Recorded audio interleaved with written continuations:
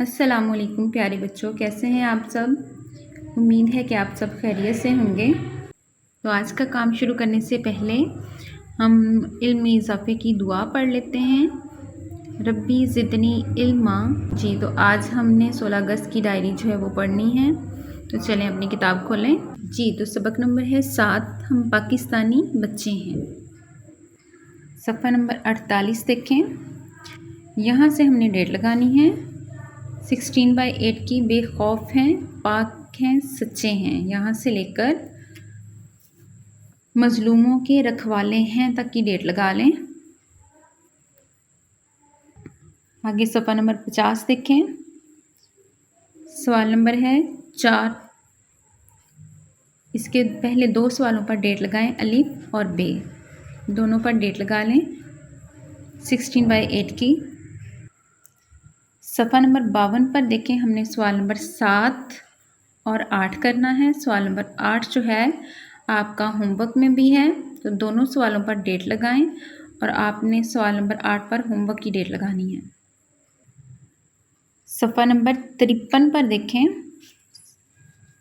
सवाल नंबर 10 है, इस पर डेट लगाएं 16/8 की।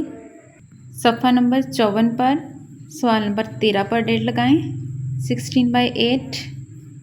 तो चलें अब हम अपना काम जो है वो शुरू करते हैं। सवाल नंबर 4 देखें। दिए हुए सवालों के जवाब लिखें। हम अपने वतन के शैदा हैं से क्या मुराद है।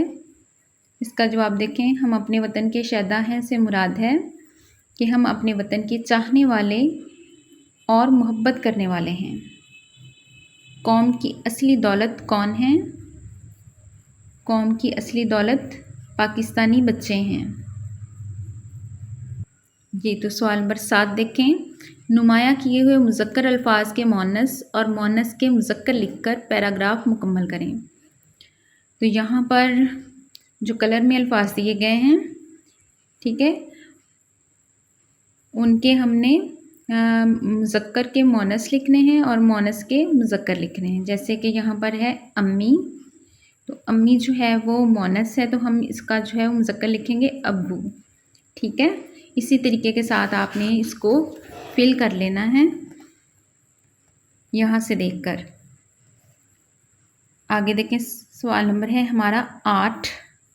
दिए हुए अल्फाज को अपने जुमलों में इस तरह से इस्तेमाल करें कि उनकी तज़कीर तानीस वाज़िया हो जाए, यानी उनका पता चले कि ये जुमला जो है वो मुज़क्कर का है या मुअन्नस का। तो चलें सबसे पहले देखते हैं झंडा। ये हमारे वतन का झंडा है। इज़्ज़त, हमें बड़ों की इज़्ज़त करनी चाहिए। मज़हब, हमारा मज़हब इस्लाम है। मिल्लत, पाकिस्तानी एक मिल्लत है।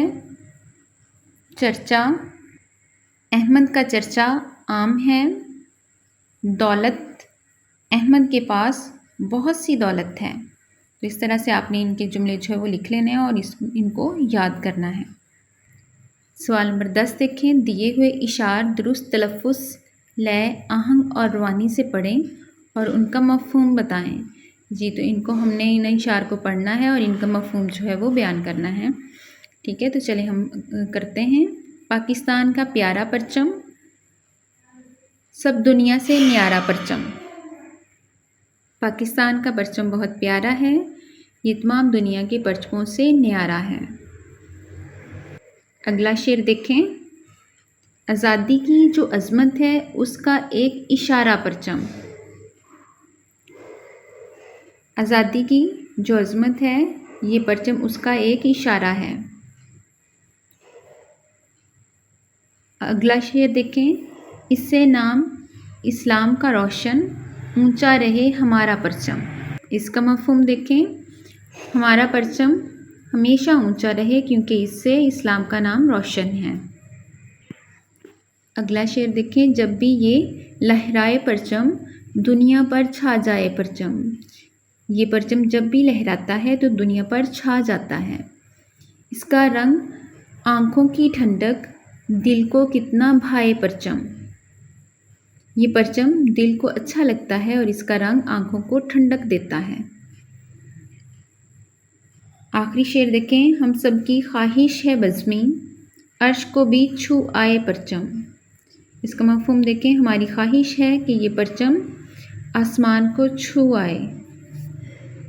सवाल नंबर 13 देखें, स्कूल में मुनक्कद होने वाले मीना बाज़ार के बारे में अपनी राय का इजहार करें और बताएं कि आपको कौन कौन सी सरगर्मी सबसे ज़्यादा अच्छी लगी और क्यों। इसका जवाब देखें, जुमा के दिन हमारे स्कूल में मीना बाज़ार था।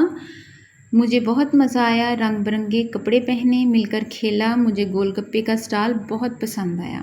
तो यहाँ तक हमारा काम था बच्चों, इसको आपने अच्छे से याद करना है। दुआओं में याद रखें, अपना ख्याल रखें। फ़ी अमानिल्लाह।